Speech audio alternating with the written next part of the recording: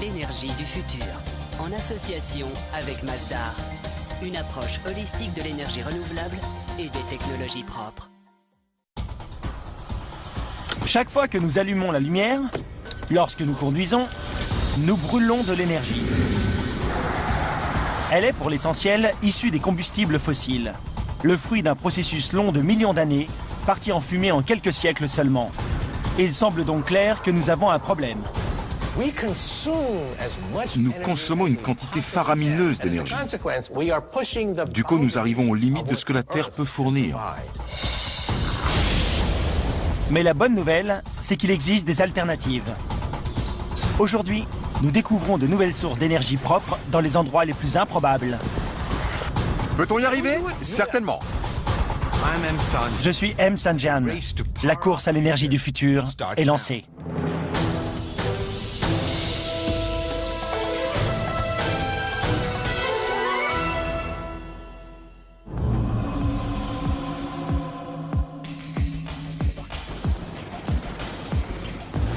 Trouver de l'énergie n'a jamais été facile.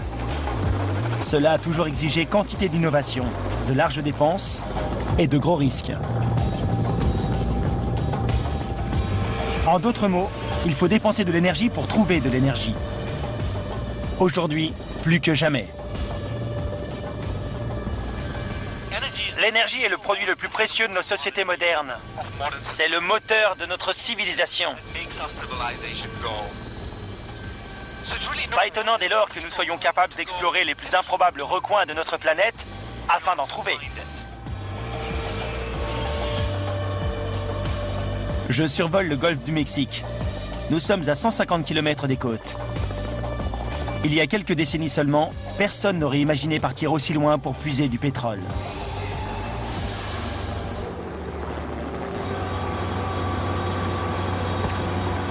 Bienvenue sur le Brutus. Merci. Le scientifique spécialiste de l'environnement que je suis sait que toutes les choses vivantes ont besoin d'énergie. Nous ne faisons pas exception. Le problème, c'est que depuis 150 ans, nous puisons la nôtre dans le sol. Charbon, gaz naturel, et cette chose que nous pompons ici dans le sous-sol de la mer, le pétrole. On les nomme combustibles fossiles, et nous les brûlons bien plus vite que la Terre ne les crée. Ce tuyau descend jusqu'au fond de la mer? C'est ça. Ce puits fait plus de 6000 mètres de profondeur, d'ici au fond du forage. C'est incroyable.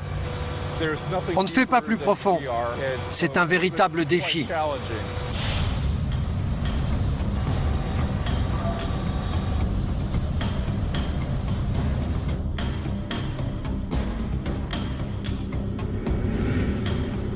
Mais l'exploitation de ces énergies peut provoquer de véritables désastres environnementaux, comme les marées noires. En plus de cela, brûler des combustibles fossiles génère de graves problèmes climatiques. Pour terminer, notre dépendance à ces énergies fossiles est un véritable château de cartes qui, tôt ou tard, finira par s'écrouler. À tous les points de vue, qu'il s'agisse de diminuer notre dépendance énergétique, de protéger l'emploi, de réduire un déficit, la sécurité intérieure ou le changement climatique, notre manière de nous procurer de l'énergie est en train de subir un profond bouleversement. Ces forages, si profonds et si éloignés des côtes, en sont la preuve. Le pétrole ne sortira pas de nos vies dans un avenir proche, mais si nous voulons relever le défi de l'énergie, nous devons trouver des alternatives aux combustibles fossiles.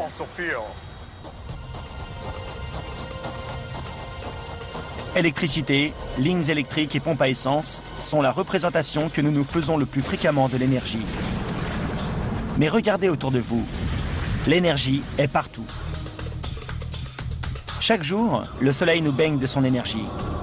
Sa chaleur influe sur l'atmosphère, créant le vent. Sa lumière permet aux êtres vivants de se développer. C'est de l'énergie. Les 2/3 de la surface de la Terre sont recouverts d'eau, en mouvement perpétuel.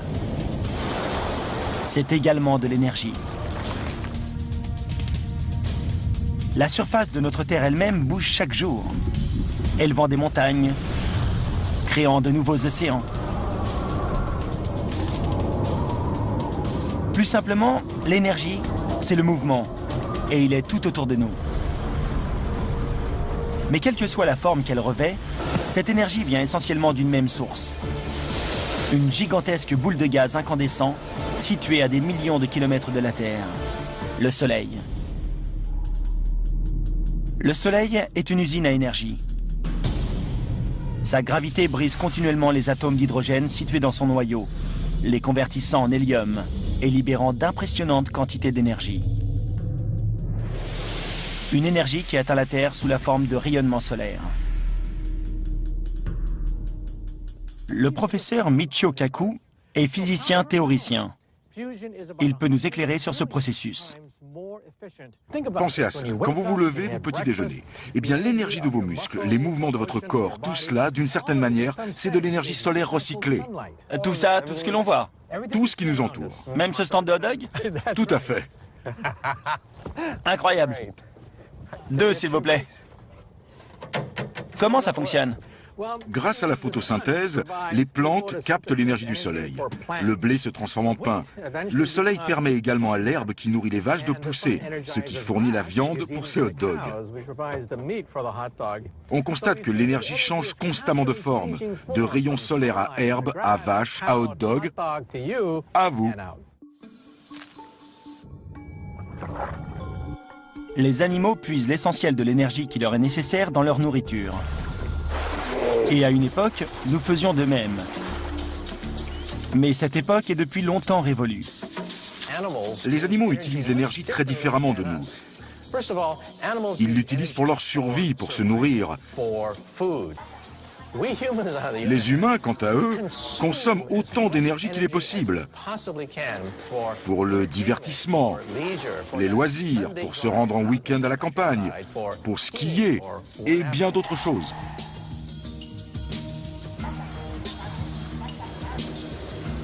Depuis la révolution industrielle, nos besoins énergétiques ont décuplé.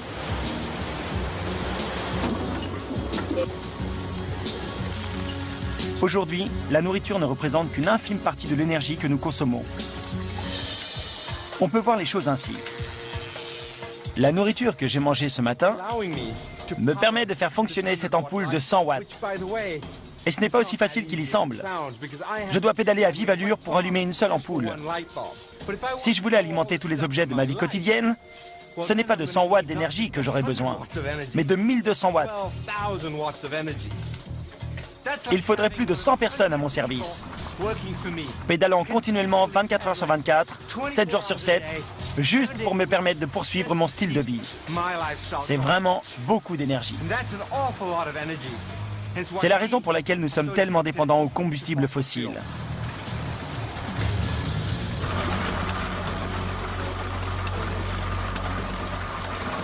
Le problème avec les énergies fossiles, c'est que la Terre ne les produit pas suffisamment rapidement. Nous arrivons au bout de nos réserves en énergie fossile. Il nous faut donc trouver des remplaçants. Toute l'énergie provient du Soleil, une fabuleuse quantité d'énergie. Mais seule une infime partie de celle-ci peut être utilisée pour alimenter nos machines.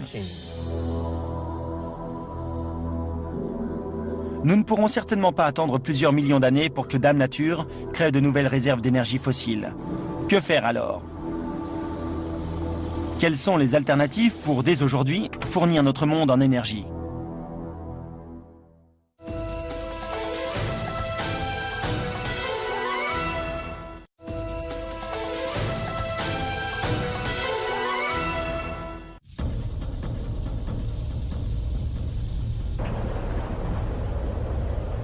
Le Soleil brille depuis 4,5 milliards d'années. Et depuis 4 milliards de ces années, la vie sur Terre baigne dans son énergie. Le carburant que nous utilisons de nos jours, comme le charbon et le pétrole, est le fruit de la décomposition d'organismes vivants, comme le plancton, morts alors qu'ils étaient remplis de l'énergie du Soleil. Pressés entre de multiples couches de sédiments et cuits pendant des centaines de millions d'années, ils sont devenus des combustibles fossiles.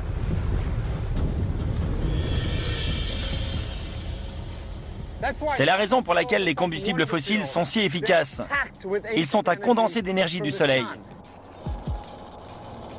Le meilleur moyen d'observer cette énergie est de l'enflammer. afin de la libérer.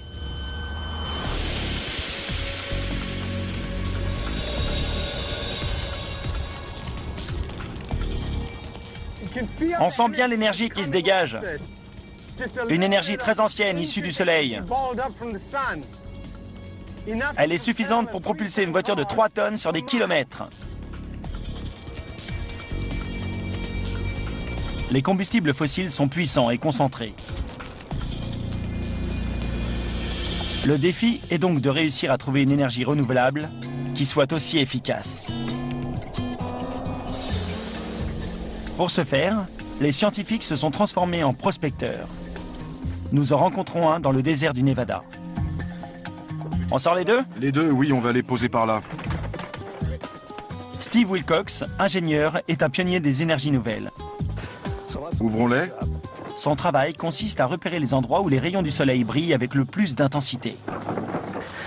On appelle ceci un pyréliomètre. Il mesure la lumière du soleil. Vous êtes une sorte de chasseur de soleil. Vous faites une carte du monde indiquant où les rayons du soleil tombent et avec quelle intensité. Oui, c'est un peu le saint graal de la radiométrie solaire. Comprendre où frappe le soleil, sa magnitude et sa variabilité. Car lorsque l'on cherche à récupérer de l'énergie solaire, tous les lieux ne sont pas égaux. Les rayons du soleil frappent plus intensément dans certaines régions. Cela dépend de la latitude, de la couverture nuageuse et de la pollution de l'air. Lorsque l'on sait où se trouvent les meilleures ressources solaires, on peut commencer à étudier les nombreux autres facteurs qui permettront d'installer au mieux les centrales et les panneaux solaires qui alimenteront votre maison.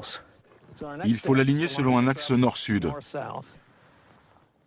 Lorsque Steve Wilcox aura identifié les endroits où le soleil brille avec le plus de constance, d'intensité et donc d'efficacité, les panneaux solaires pourront être installés. Ce sont les deux câbles de cet instrument. Que signifie ce nombre? 900... Ceci veut dire que nous recevons 952 watts par mètre carré grâce aux rayons directs du soleil. En gros, sur une surface comme celle-ci, vous recevez 950 watts. C'est cela. C'est beaucoup, ça représente plusieurs ampoules, non? Oui, C'est donc la quantité d'énergie que le soleil fournit sur cette portion de terre-là. oui, c'est ce que nous avons mesuré. C'est incroyable. La question est de savoir si nous pourrons récupérer toute cette énergie solaire. C'est ce qui tombe, c'est le potentiel.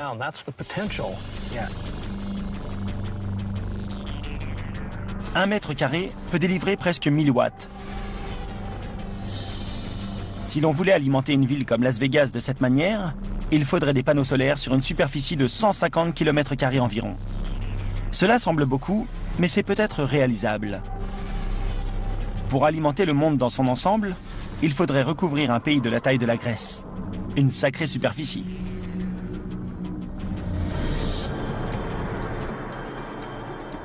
Il serait donc plus réaliste de développer différentes sources d'énergie renouvelables. C'est là que le vent entre en scène. La plupart d'entre nous ont déjà vu des éoliennes. Elles exploitent l'énergie du vent pour la transformer en électricité. Mais ce qui risque de vous surprendre, c'est que c'est en fait le soleil qui fait souffler le vent. Lorsque les rayons du soleil frappent la Terre, ils chauffent l'air au niveau du sol. Celui-ci se dilate, puis remonte. De l'air plus froid et dense se précipite alors pour remplir les espaces vides. Ce sont ces incessants mouvements qui créent les vents. Mais c'est une chose de savoir comment se forme le vent, c'en est une autre que de réussir à le transformer en énergie utilisable.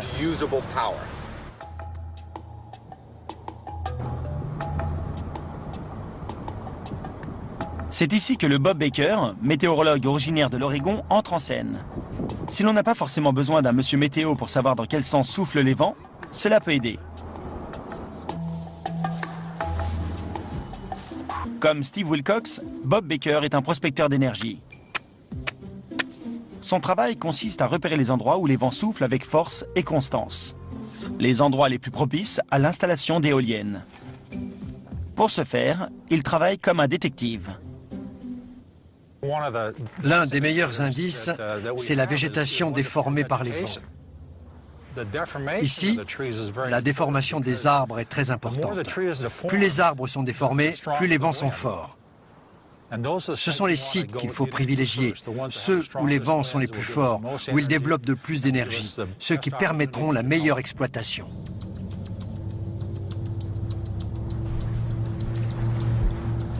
Cette dernière décennie, la technologie éolienne s'est développée à pas de géant. Aujourd'hui, chacune de ces éoliennes peut produire suffisamment d'énergie pour 700 foyers. Certains prédisent qu'un jour, le vent pourra fournir la moitié du monde en électricité. Le potentiel est énorme.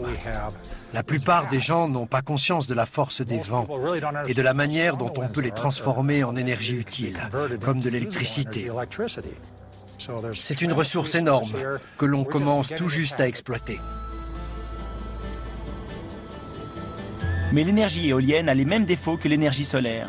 Elle exige beaucoup d'espace.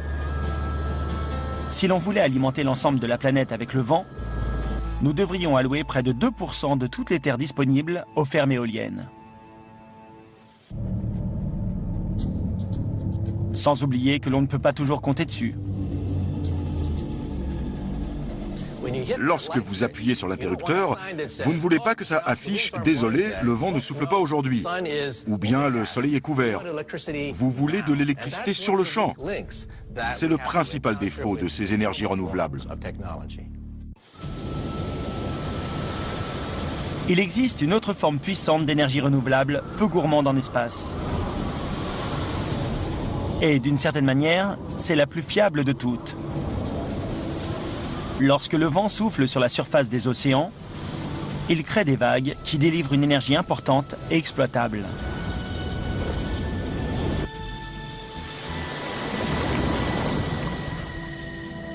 L'attraction gravitationnelle de la Lune et du Soleil génère de puissantes marées.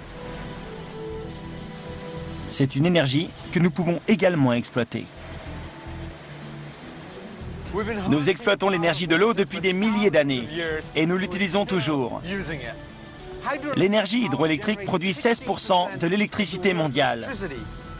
Mais aussi puissante qu'elle en a l'air, elle ne nous fournira jamais autant d'énergie que le soleil ou le vent.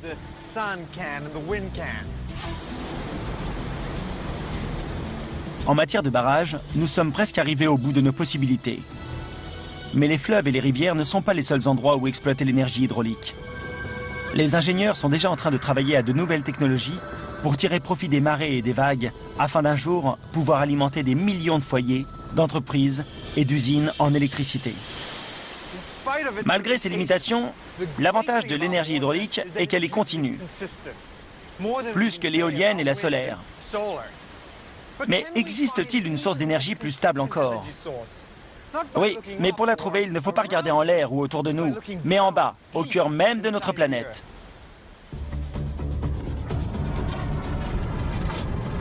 À des milliers de kilomètres sous nos pieds, au centre de la Terre, brûle une boule d'énergie.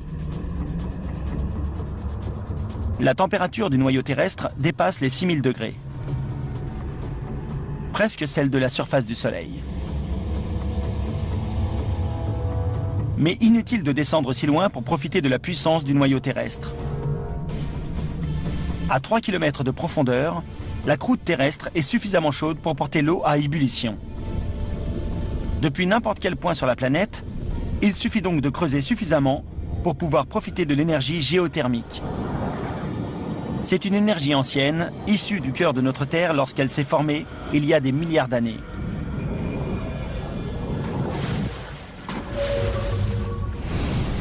L'énergie géothermique est si fiable et constante que l'on pourrait obtenir la plupart de notre électricité et chaleur grâce à elle.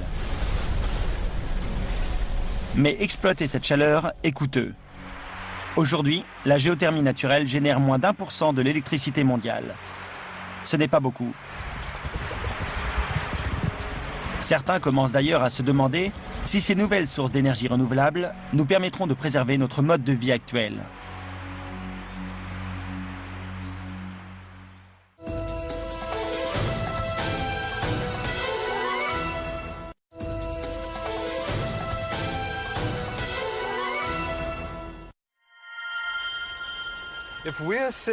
Si nous cherchons sérieusement des solutions à notre problème énergétique, il faudra être réaliste sur leur coût.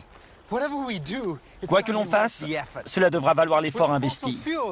Avec les combustibles fossiles, arrivera un temps où le coût pour leur exploitation sera plus élevé que la valeur de l'énergie qu'ils délivrent. Donc, quelle que soit l'alternative énergétique que nous trouverons, il faudra réfléchir à ce qu'elle nous coûtera.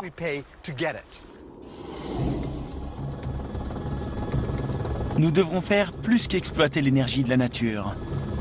Nous devrons étudier l'efficacité avec laquelle la nature elle-même exploite l'énergie.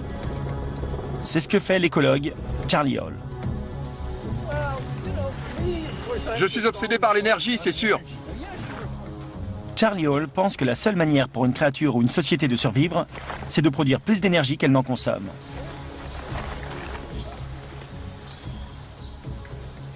Bien, on est à la bonne altitude. Dans la forêt tropicale de Porto Rico, cela est facile à mesurer. J'étudie la relation entre l'énergie capturée par la forêt et l'énergie qu'elle utilise.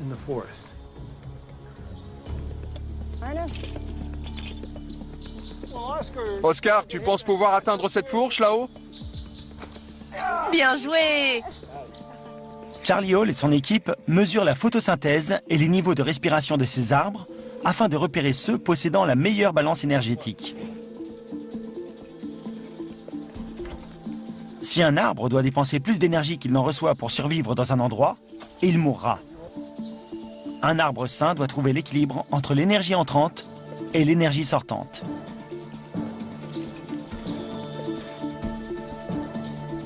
C'est très simple. La forêt ne peut pas utiliser plus d'énergie que celle dont elle dispose par la photosynthèse. La civilisation humaine non plus ne peut pas utiliser plus d'énergie que celle qui est disponible. Que ce soit celle du soleil ou ce temporaire paradis énergétique que nous fournissent les combustibles fossiles. Que vous soyez un humain ou un arbre, les sources d'énergie disponibles vont et viennent.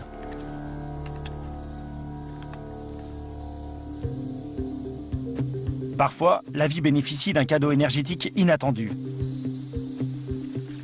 Pour les insectes, elle peut prendre la forme d'une grosse carcasse. Pour nous, ce sont les combustibles fossiles. Dans les deux cas, ce n'est pas quelque chose dont on peut dépendre. Un gros animal meurt et les décomposeurs vivent un âge d'or sur 1 ou 2 générations. Mais une fois la carcasse consommée, que se passe-t-il? La population explose, puis plonge. Cela arrivera-t-il avec les humains? Je n'en sais rien. Mais c'est une possibilité. Comment gérer cela? Il va falloir y réfléchir sérieusement.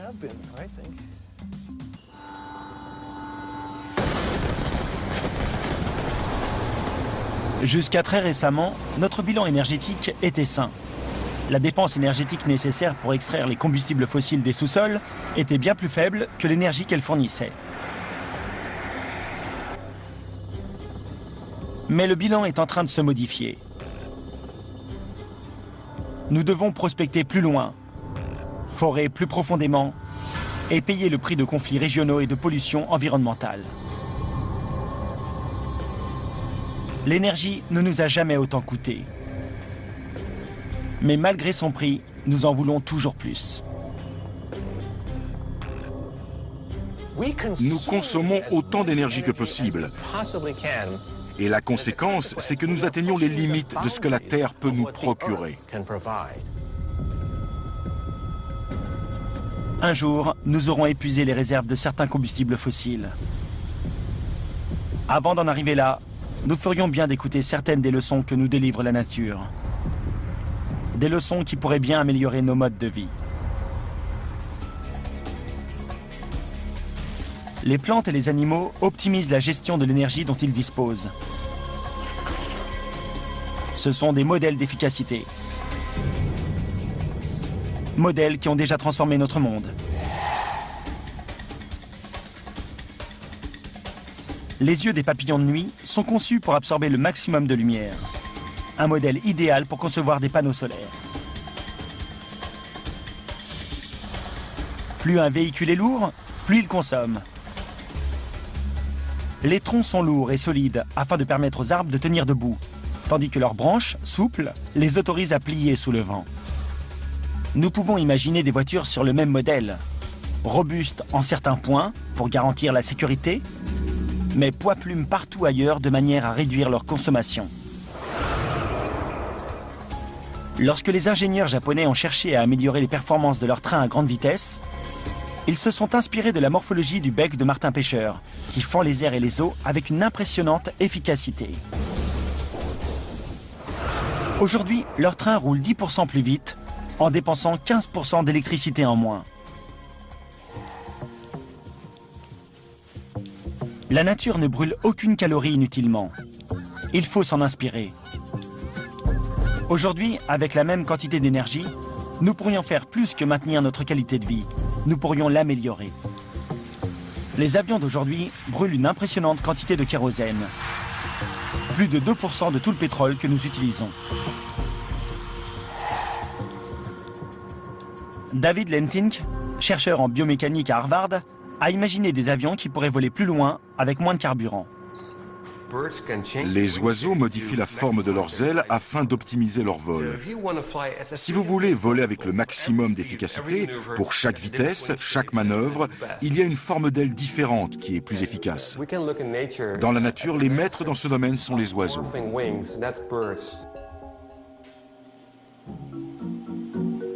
Le chercheur utilise une caméra à rayons X pour filmer le mouvement d'ailes d'oiseaux en temps réel. On doit les regarder au ralenti pour voir ce qu'il se passe. À vitesse lente, les ailes sont en extension totale. À grande vitesse, elles sont repliées. Cela augmente sensiblement leur performance. Je tente de comprendre si cela les aide à améliorer leur efficacité. Si les ailes d'un avion pouvaient changer de forme en fonction de la situation, cela pourrait réduire ses besoins en carburant de manière significative. Le prochain 747 ne ressemblera pas à un oiseau, mais comprendre à quel point ces modifications améliorent les performances de vol des oiseaux et comment cela fonctionne peut nous inspirer et nous aider à créer des systèmes rentables, faciles de maintenance et de fabrication, qui nous permettraient de passer à une nouvelle génération d'avions plus efficaces.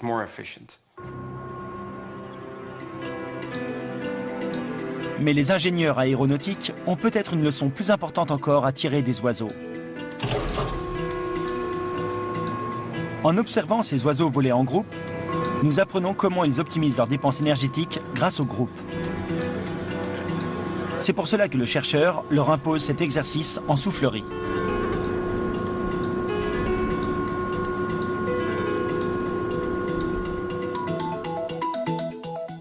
Je m'intéresse au mouvement d'ailes à de plus grande vitesse. L'autre chose qui m'intéresse beaucoup, c'est leur façon d'interagir. Ils volent en groupe, ils s'approchent puis s'écartent les uns des autres. Je suis curieux de savoir comment ils font cela.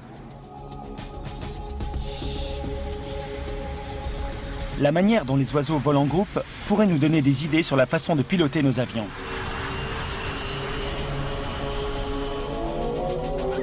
Si nous pouvions réorganiser les plans de vol afin d'imiter les formations en V des oiseaux, les experts pensent que nous pourrions économiser 15% des millions de litres de kérosène que nous utilisons chaque jour.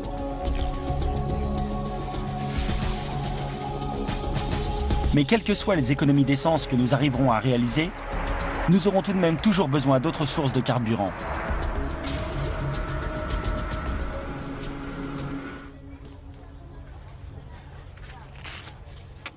Une source de carburant que nous savons déjà fabriquer nous vient de la partie comestible des plantes. Par exemple, nous savons transformer l'énergie du maïs en un carburant nommé éthanol. D'ailleurs, on le mélange déjà à l'essence pour faire du biocarburant.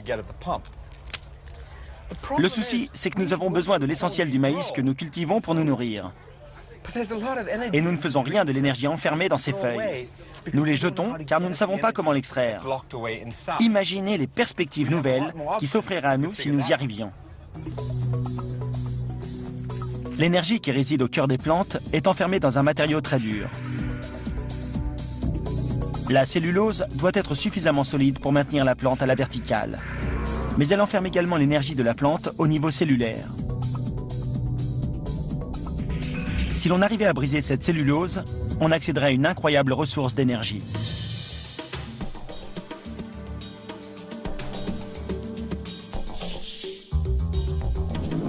Mais si nous n'avons pas encore trouvé la solution, des créatures sont devenues maîtres dans l'art de transformer toute cette verdure en énergie.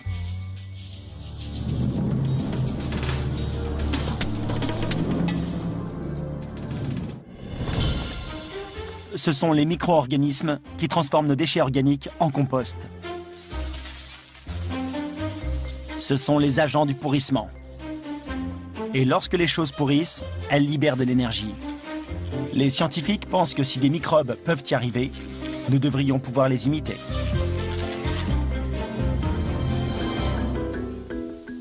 Au cœur de la forêt tropicale, de minuscules fourmis y sont également arrivées. L'énergie des fourmis coupe-feuilles provient des feuilles. Mais elles aussi ont la difficile tâche d'en extraire l'énergie. Et elles ont besoin d'un peu d'aide. Elles commencent par récolter des feuilles, beaucoup de feuilles. Une seule colonie peut en amasser jusqu'à 400 kilos en une année. Ces fourmis coupe-feuilles sont très voraces. Cela représente 4 tonnes de matière en poids humide. Pour visualiser, cela fait 2 camionnettes pleines. Mais les fourmis ne mangent pas les feuilles dans la foulée. Elles les transforment en un champignon. Un champignon qui transforme les feuilles en sucre. De l'énergie pour les fourmis. Garrett Swan, de l'Université du Wisconsin, tente de comprendre comment ce champignon agit. Il sait que cela doit avoir à faire avec des microbes qui transforment les feuilles en nourriture pour fourmis. Et pourquoi cela nous intéresse-t-il? Parce que ce sucre serait facilement transformable en carburant utile à l'homme. De l'éthanol, par exemple. Il ne reste plus qu'à comprendre comment les microbes s'y prennent. Si nous arrivons à identifier les différents organismes qui s'associent, nous pourrions les imiter et les utiliser à l'échelle industrielle pour créer de l'éthanol. Le chercheur pense que ce n'est qu'une question de temps. Comment convertir efficacement l'énergie d'un état à un autre? Je crois que les fourmis ont trouvé le moyen le plus efficace pour le faire.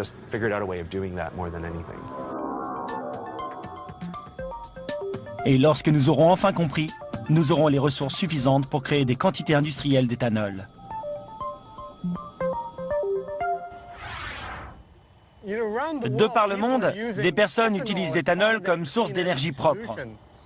Le problème, c'est que l'éthanol n'est pas aussi efficace que les énergies fossiles.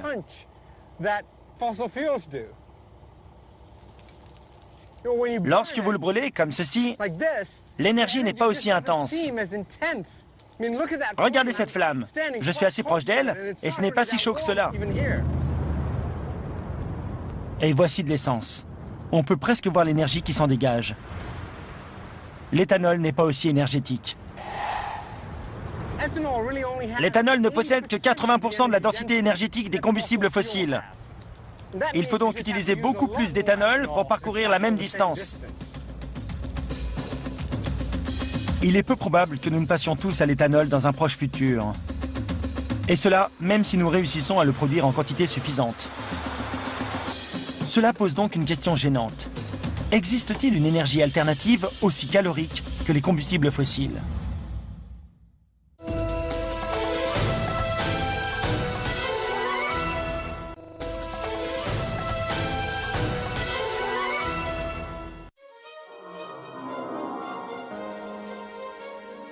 Réinventer notre manière d'exploiter l'énergie naturelle exige une approche sur plusieurs niveaux. Qu'il s'agisse d'exploiter la puissance des éléments, d'apprendre comment les autres formes de vie produisent, stockent et usent leur énergie efficacement. L'éthanol est un carburant prometteur. Mais pouvons-nous en trouver d'autres qui nous fourniront plus de puissance ? Quelque chose de plus proche de ce que nous obtenons avec le pétrole. Les précipitations avoisinent les 5 mètres par an. Dans la forêt tropicale de Porto Rico, Jake Isling, biologiste synthétique, pense avoir trouvé la solution grâce au miracle de l'ingénierie génétique. Nous sommes à un niveau de connaissance où nous pouvons créer de la biologie sur mesure. On peut fabriquer des gènes, des cheminements métaboliques, modifier la chimie d'une cellule de manière à créer un sucre qui produirait un carburant à la puissance identique à celle du pétrole dont nous remplissons nos réservoirs. Cette forêt est une mine d'énergie, emmagasinée à l'intérieur des robustes cellules de ces arbres.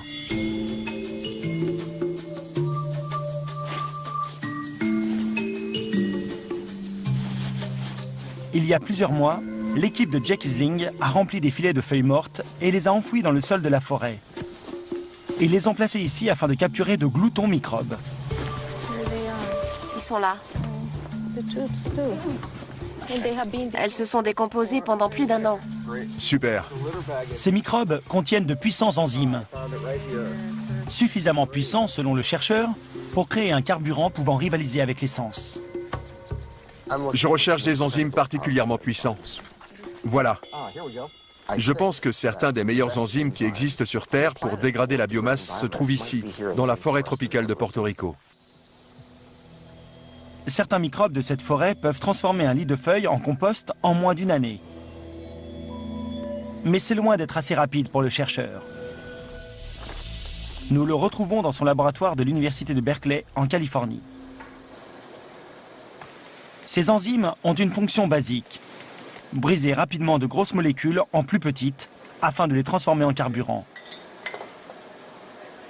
En carburant pour microbes ou pour nos voitures. Tout cela à partir de déchets que nous n'exploitons pas. Herbes coupées, tiges de maïs, débris résiduels de l'exploitation du bois. Lorsque nous aurons identifié les meilleures enzymes, alors nous dégraderons cette biomasse pour la transformer en sucre que nous utiliserons pour créer des biocarburants. Mais pas n'importe quel biocarburant. Nous parlons d'un carburant aussi efficace que ceux utilisés actuellement.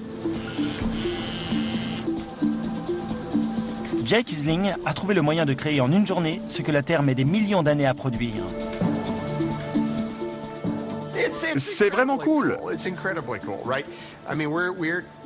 Nous utilisons la biomasse, qui est combustible, mais pas forcément dans une forme utilisable dans votre réservoir.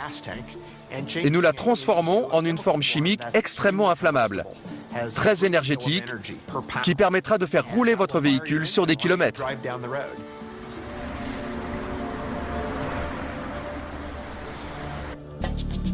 Avant que nous ne puissions l'utiliser, l'équipe du chercheur doit trouver le moyen de produire ce carburant à une échelle industrielle. Pendant ce temps, la nature a d'autres moyens à disposition pour nous aider. Vous pensez certainement que ce que vous voyez ici n'est que du papier bulle, mais pour Nate Lewis, chimiste à l'Institut de technologie de Californie, il s'agit peut-être de la solution à tous nos problèmes énergétiques. Nate Lewis travaille à une nouvelle technologie qui repose sur une très ancienne technologie. Une chose qu'il nomme feuilles artificielles. L'idée est de reproduire ce que font les feuilles. La photosynthèse de l'énergie du soleil, puis de la convertir directement en un carburant propre. Un carburant que l'on peut stocker et utiliser dans nos foyers pour tout alimenter.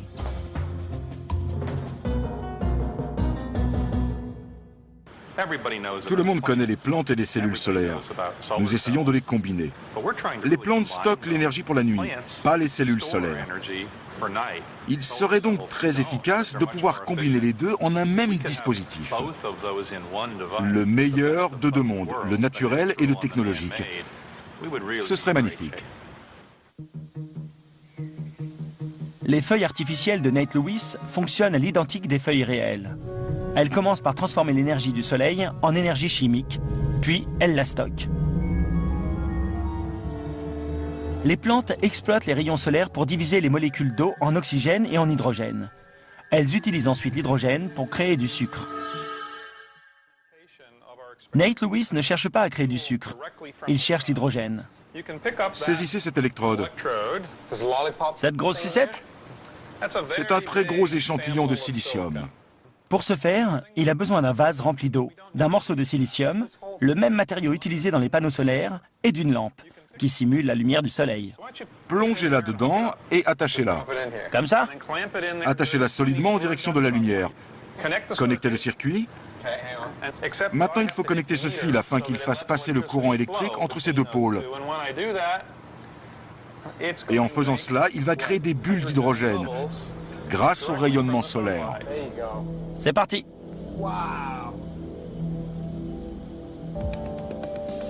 En absorbant la lumière, le silicium fait bouger des électrons qui créent de l'hydrogène à partir de l'eau. Un peu comme ce que font les plantes. La lumière est essentielle. Pas de soleil, pas d'hydrogène. Toutes ces bulles sont des bulles d'hydrogène créées à partir de l'eau gazeuse. Nous pouvons utiliser l'énergie de l'hydrogène comme nous utilisons le gaz naturel. Le problème, c'est qu'il n'est pas très dense. Il faut donc en collecter une grande quantité et cela demanderait beaucoup d'espace. Comme par exemple le toit de votre maison. Et c'est ici que le papier bulle entre en scène. Comment cela se passera-t-il? Nous imaginons cela sous une forme qui ressemblera à du papier bulle, que vous pourrez dérouler sur votre toit. Vous le remplirez d'eau, laisserez travailler le soleil, laisserez s'échapper l'oxygène et emprisonnerez l'hydrogène, qui est le carburant dont vous avez besoin pour alimenter votre maison et votre voiture. Mais Nate Lewis ne s'arrête pas là. Une fois l'hydrogène capturé, on peut le combiner à d'autres gaz afin de créer n'importe quel autre carburant. Nous possédons déjà des procédés chimiques reconnus mondialement qui permettent de combiner cet hydrogène avec du CO2 pour faire du méthanol, qui peut ensuite servir à faire de l'essence. Nous devons créer un carburant chimique grâce au soleil. Ensuite, nous savons déjà comment transformer ce gaz en un liquide, et vice-versa, en fonction des besoins de la société.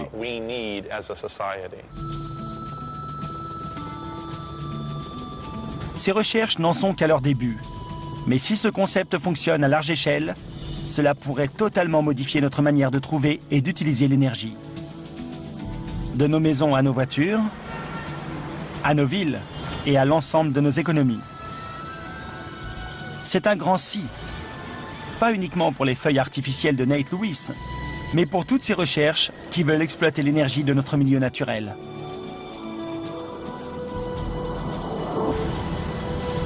Les défis qui nous attendent sont immenses. Mais nous n'avons plus vraiment le choix. L'horloge tourne, et cet âge d'or des énergies fossiles ne durera pas éternellement.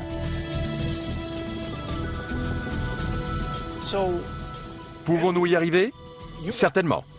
Allons-nous le faire?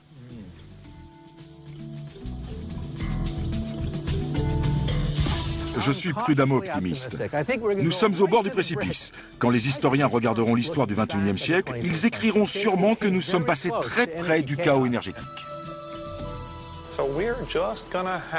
Nous allons devoir apprendre à vivre sur notre planète dans les limites de ce que la nature nous offre. Tôt ou tard, et le plus tôt sera le mieux, qu'il s'agisse d'exploiter la puissance du vent, de pénétrer la vie secrète des plantes, ou comme les alchimistes de l'énergie, de transformer les rayons du soleil en une énergie propre et renouvelable que nous pourrons utiliser jour et nuit, les réponses que nous recherchons sont tout autour de nous.